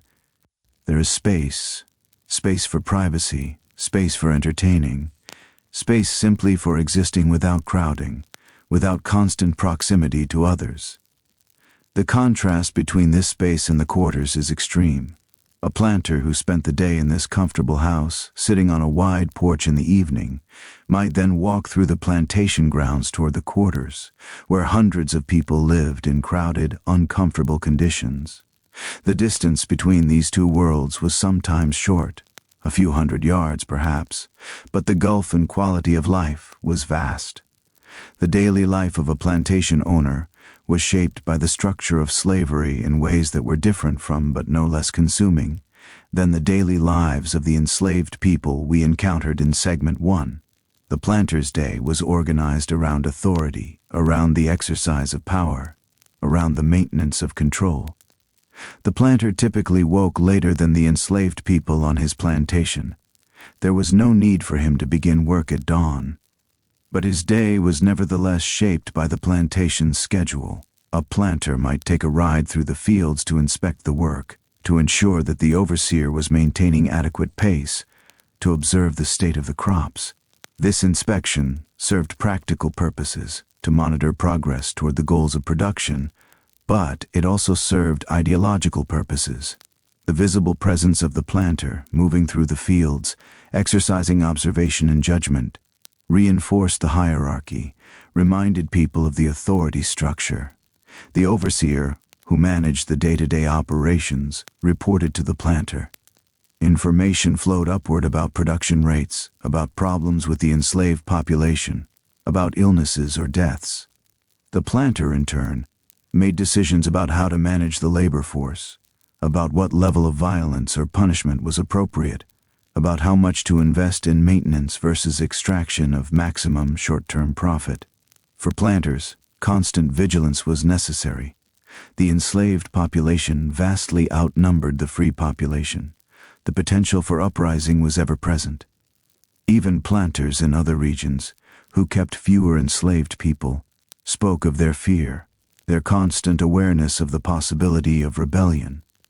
But for Lowcountry planters, whose plantations held hundreds of enslaved people, this fear was particularly acute. This vigilance took concrete form. Patrols were organized to monitor enslaved people's movements, to prevent gathering, to intercept people traveling between plantations. Regulations were written and enforced about what enslaved people could do, where they could go, what kinds of activities were permitted.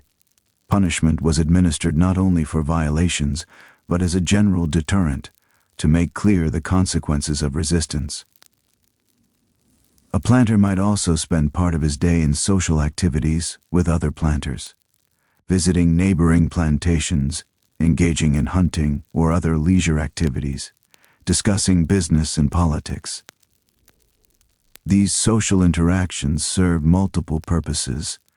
They reinforced social bonds among the planter class. They allowed for information sharing about prices and market conditions. They reinforced the ideology that bound the planter class together as a group with shared interests. The wife of a plantation owner occupied a contradictory position. Within the ideology of the American South, she was idealized as the refined, delicate center of the household, the repository of moral virtue and refinement. In reality, she held significant authority and responsibility. The planter's wife typically managed the household, directing the work of enslaved people who cooked, cleaned, maintained the house, and cared for children. This management was not passive. It required decision-making about the allocation of resources, about labor assignments, about punishment and reward. A woman might decide what would be cooked, how much food would be allocated to various purposes, how the interior of the house would be organized. These decisions had real consequences for the people being managed. The planter's wife also sometimes took a role in disciplining enslaved women, particularly those enslaved in the household. This could involve violence. Plantation records document women using whips and other implements against enslaved people in their households. It could involve sexual exploitation. While male sexual violence against enslaved women is more commonly documented, enslaved men also faced sexual coercion from planters' wives, though this is mentioned less often in historical records, perhaps reflecting the taboos around discussing female sexuality in violent contexts. The planter's wife also maintained responsibility for reproductive knowledge, midwifery, herbal remedies, care of the sick. This knowledge sometimes extended to enslaved people on the plantation who were sick or pregnant. These women, educated in medical knowledge of the time, sometimes made decisions about the care provided to enslaved people, decisions that reflected both humanitarian concern and the calculation of which enslaved people were valuable enough to invest in maintaining. At the same time, the planter's wife was herself constrained by the system. Her education was limited compared to men's. Her legal authority was dependent on her relationship to her husband. She could not own property independently in most cases. If her marriage ended through death or divorce, her situation became precarious. Within the patriarchal structure of planter society, the planter's wife held authority over enslaved people, but not over free men, including her own husband. Central to understanding the planter class is understanding how they justified slavery to themselves and to others. The justification for slavery in the American South evolved over time, becoming more elaborate and more desperate as slavery came under increasing criticism from Northern abolitionists and from Enlightenment thought emphasizing human equality and freedom. The ideology developed by Southern intellectuals and politicians rested on several key claims. First, slavery was claimed to be natural, ordained by God, or justified by the racial inferiority of African people. This ideology drew on pseudoscientific claims about racial hierarchy, on theological arguments that traced slavery back to the Bible, on anthropological arguments that claimed African people were naturally suited for slavery. These claims were profoundly false, but they were repeated and elaborated by Southern intellectuals and politicians. Second, slavery was claimed to be beneficial to enslaved people, that enslaved Africans were better off in slavery in America than they would have been in Africa, that slavery was a kind of education and civilization. This claim completely erased the violence of the slave trade, the trauma of capture and transport, the brutality of the system. It asserted that slavery was somehow a gift, a benevolent institution paternalistically caring for people who were supposedly incapable of caring for themselves. Third, slavery was claimed to be the foundation of Southern society and civilization, that the wealth and leisure necessary for culture and refinement depended on slavery. This claim was essentially true. The great houses, the education, the political power of the planter class was indeed built on slavery, but it was presented as justification rather than as an accusation. If slavery was the foundation of civilization, the argument went, then to attack slavery was to attack civilization itself. These ideological claims served important functions. They allowed planters to convince themselves that they were not engaged in brutal exploitation, but in a natural, divinely sanctioned, even beneficial system. They allowed planters to respond to criticism with arguments about their defense of civilization, about their role as guardians of a superior way of life. They allowed planters to construct a narrative in which they were not oppressors but rather leaders of a hierarchical society that was appropriate and beneficial. But beneath these intellectual arguments was a simpler, more fundamental justification: power and profit. Slavery was enormously profitable.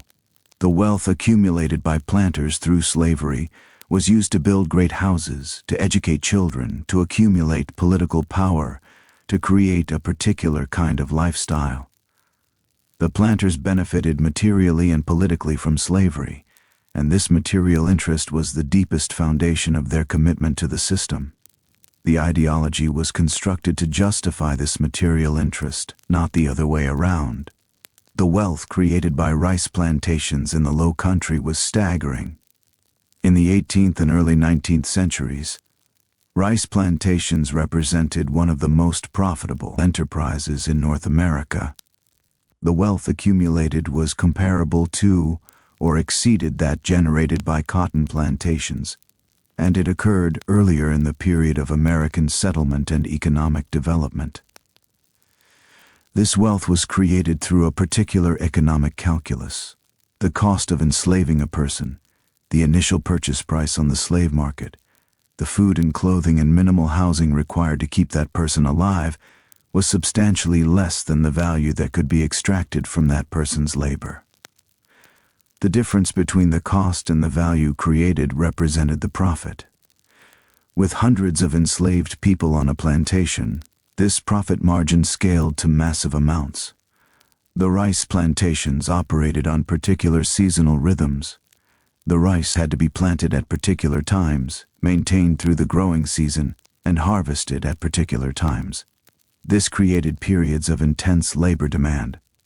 The planters often responded to these demands by importing enslaved people specifically for particular seasonal work, then removing them or allowing them to die from disease in the swamps when the labor was no longer needed. This practice created an enormous human cost, but allowed the planters to avoid the year-round expense of maintaining a large enslaved population. The wealth accumulated from slavery was not simply hoarded or consumed. It was invested. Some was invested in the purchase of more enslaved people, expanding the labor force and thus the productive capacity of the plantation. Some was invested in land, in accumulating more acreage, in expanding the geographic scope of the plantation. Some was invested in improvements to the plantation: canals, dikes, better tools. Some was invested in commerce and trade related to the plantation, in ships to carry the rice to market, in the businesses that processed or marketed the rice.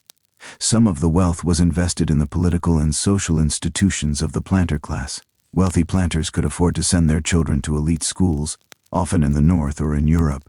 They could afford to enter politics. They could accumulate the leisure time and resources necessary to participate in cultural and intellectual life.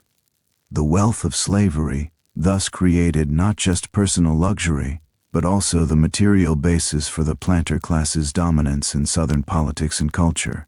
The planters of the Lowcountry were not simply wealthy individuals living in relative isolation on their plantations. They were also political actors, wielding enormous influence over local and regional government and significant influence over the federal government. In South Carolina, where slavery was most entrenched and where planters held the most political power, the planter class effectively controlled the government. The state legislature was dominated by planters or those aligned with planter interests. State law was written to protect and enhance slavery, to increase the control the planter class had over the enslaved population, to facilitate the profitable operation of plantations. The police powers of the state were deployed to enforce slavery, to catch escapees, to punish resistance, to prevent the organization of the enslaved population. At the federal level, the planter class was also influential, though not completely dominant. The 3/5 compromise in the Constitution, which counted enslaved people as 3/5 of a person for representation purposes, gave planter states more representation than they would have had if only free people were counted. This extra representation translated into extra political power, extra influence over the presidency, the Congress, the courts. Southern politicians, many of them planters or aligned with planter interests, held important positions in the federal government. They defended slavery on the national stage. They sought to protect and expand slavery into new territories. They often pursued policies that benefited Southern planters, even when those policies were harmful to other regions or to the nation as a whole. This political power created a kind of feedback loop.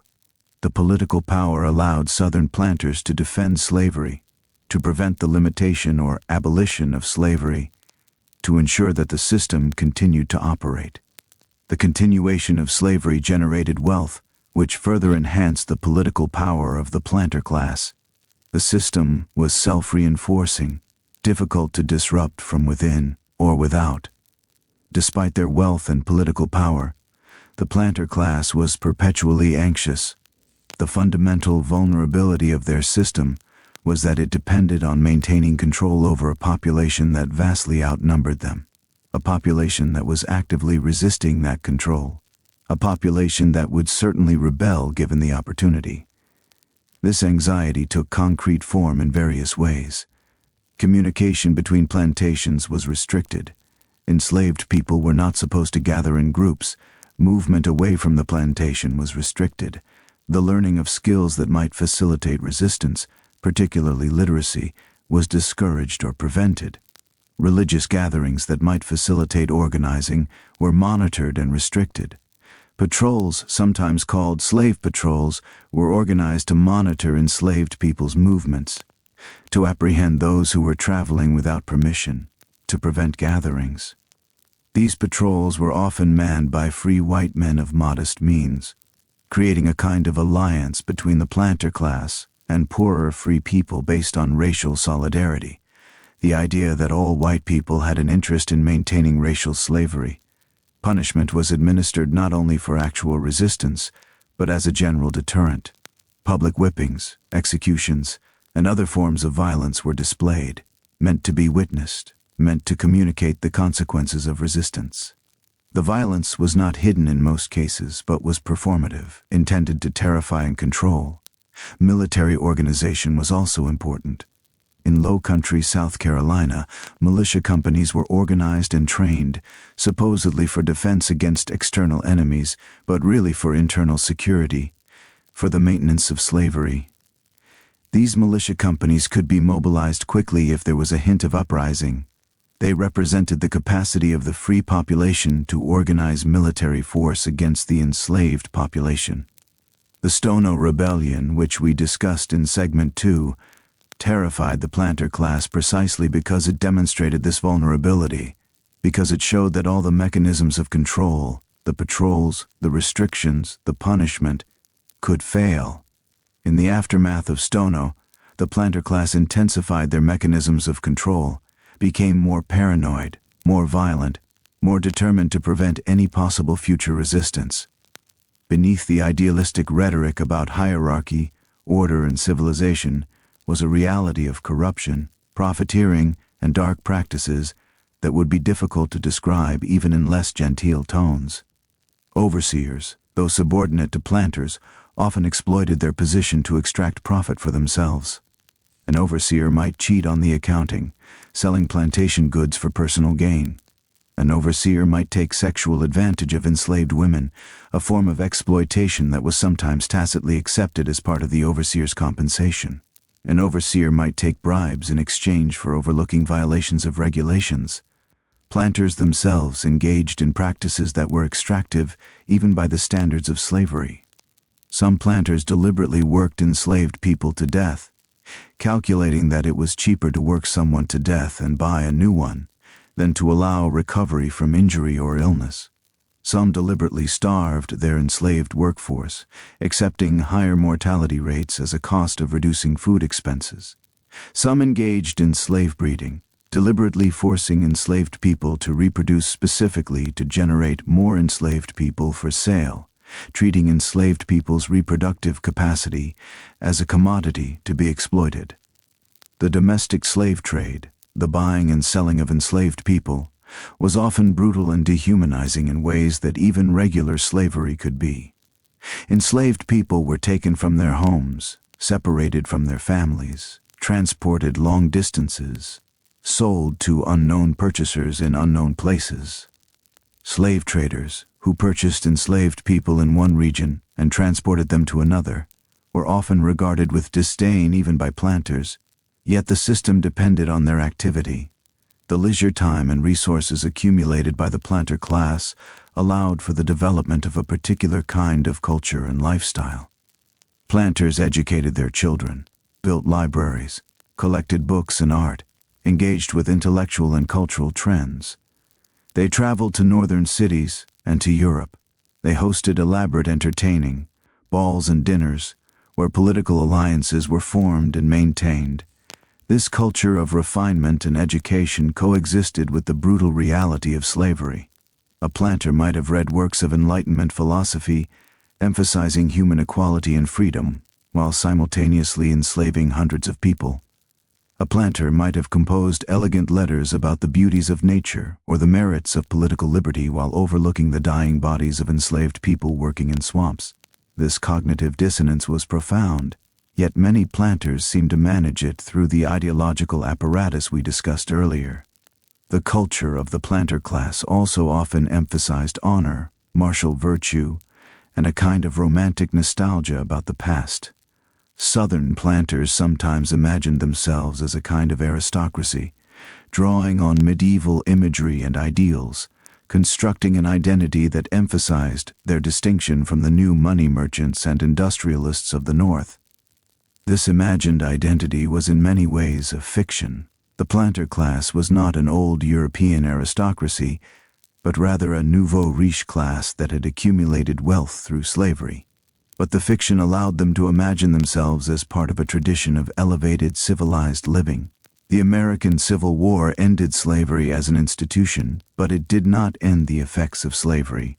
The wealth accumulated by the planter class persisted. The institutions shaped by planter interests persisted. The cultural and political legacy persisted. In the decades following the Civil War, many planter families lost their wealth, their land confiscated or sold to pay debts. But others managed to preserve or partially recover their fortunes. More importantly, the wealth that had been accumulated during slavery had already been converted into other forms: land ownership, political connections, educational advantage, cultural prestige. The descendants of planters did not remain wealthy at the same rate that the original wealth had been accumulated. But many remained advantaged. They had education, connections, a certain social status. Some entered politics and continued to wield influence. Some entered business. Some maintained cultural authority even as their economic power waned. More broadly, the Southern planter class left a legacy in American institutions and culture that persists to this day. The ideological arguments developed to justify slavery, claims about racial hierarchy, about natural inequality, about the need for authoritarian structures, did not disappear with slavery. They were adapted, modified, but they continued to shape American racial ideology. The political structures built by the planter class, the mechanisms of regional political power, the alliance between wealthy landowners and poorer white people based on racial solidarity, similarly persisted in modified forms. The wealth itself, accumulated through slavery, became the basis for other wealth. Money taken from enslaved labor was invested in banks, railroads, commerce, land. This wealth generated further wealth through the normal operations of capitalism. Descendants of enslavers benefited from this wealth, even if they did not themselves enslave people. Educational opportunities funded by this wealth, homes built from this wealth, business capital derived from this wealth, all of these created advantages that persisted across generations. At the same time, the descendants of enslaved people carried the opposite inheritance: the wealth that might have been accumulated, the educational opportunities that might have been available, the health that might have been inherited across generations. The economic gap between black and white Americans, documented repeatedly in contemporary studies, has its roots in slavery and in the structures that followed slavery. The health disparities, the wealth gaps, the educational gaps, these are not natural or inevitable, but are the products of specific historical processes, including the wealth accumulation through slavery and its distribution to descendants of the enslaver class. As we conclude this segment, let us return to the great houses with which we began. These beautiful buildings, often preserved as historical sites or museums, are in many ways monuments to slavery. They are testaments to the wealth that could be extracted from enslaved labor, to the capacity of that wealth to create beauty and refinement. But this beauty is inseparable from the brutality that created it. The elegant proportions of the rooms, the quality of the materials, the skill of the craftspeople who built the house, all of this was possible because of the systematic extraction of labor from enslaved people. Every comfort, every luxury, every aesthetic pleasure was purchased with the suffering of others. These houses are sometimes presented in tours or museums as exemplars of regional architecture or historical preservation, without adequate emphasis on how they were built and on whose labor they represent. This presentation, while sometimes unavoidable given the complexity of historical interpretation, can obscure the reality that these houses are essentially monuments to slavery. A more honest relationship with these structures would involve acknowledging their connection to slavery, telling the stories of the enslaved people who built them and maintained them, recognizing that they represent not human achievement in some neutral sense, but rather achievement purchased through the exploitation and violation of other humans. Some of the most thoughtful historical presentations of plantation sites have moved in this direction, incorporating slavery stories into the tour, expanding the interpretation beyond the planter family narrative to include the experiences of enslaved people. But ultimately, these buildings remain what they are, monuments to a particular historical moment when wealth and power were systematically extracted from enslaved people to create refinement and leisure for an elite class. The elegance of their architecture cannot be separated from the brutal conditions in which they were built. The beauty and the brutality are not separate things, but are intertwined, two sides of the same historical reality. As our journey through this year on the rice plantation comes to a close, we pause to reflect on what we've witnessed together. We've walked through 12 months in the lives of people who built America's wealth with their hands, their knowledge, and their resilience. From the cold January mornings preparing the fields, through the brutal summer heat of planting and tending, to the exhausting harvest season and the brief respite of winter, we've seen the full cycle of life and labor that sustained the rice economy of the South. These were real people. They had names, though many have been lost to history. They had families, friendships, hopes, and dreams that persisted even in the face of unimaginable cruelty. They brought sophisticated agricultural knowledge from West Africa, knowledge of rice cultivation, irrigation systems, and tidal management that made the plantation economy possible. Without their expertise, there would have been no rice empire in Carolina and Georgia. We've learned that their labor wasn't just physical, it was intellectual, creative, and cultural. They maintained communities, passed down traditions, found moments of joy in music and storytelling, and never stopped being fully human, even when the system tried to reduce them to property. As you rest now, remember that this history isn't separate from us. The wealth generated by enslaved labor-built institutions, cities, and industries that still exist today, the racial inequalities created by slavery, echo through generations. Understanding this past helps us understand our present. But tonight, as you drift toward sleep, hold this truth gently. Despite everything, the human spirit endured. Love persisted. Families found ways to stay connected. Knowledge was preserved and passed down. Resistance, both quiet and bold, never ceased. Let your breathing slow. Feel the comfort of your bed, the safety of this moment. You carry no burden tonight except to rest. The story we've shared is heavy with sorrow and injustice, but it's also a testament to human strength, ingenuity, and the unbreakable will to survive and maintain dignity. As you close your eyes, know that remembering this history honors those who lived it. Their descendants are here today, still contributing immeasurably to American culture, innovation, and progress. The story continues. Rest now. Sleep peacefully. Tomorrow, you'll wake with a deeper understanding of the foundations beneath your feet and the human cost of the world we've inherited. Thank you for listening. Thank you for learning. Thank you for remembering. Good night.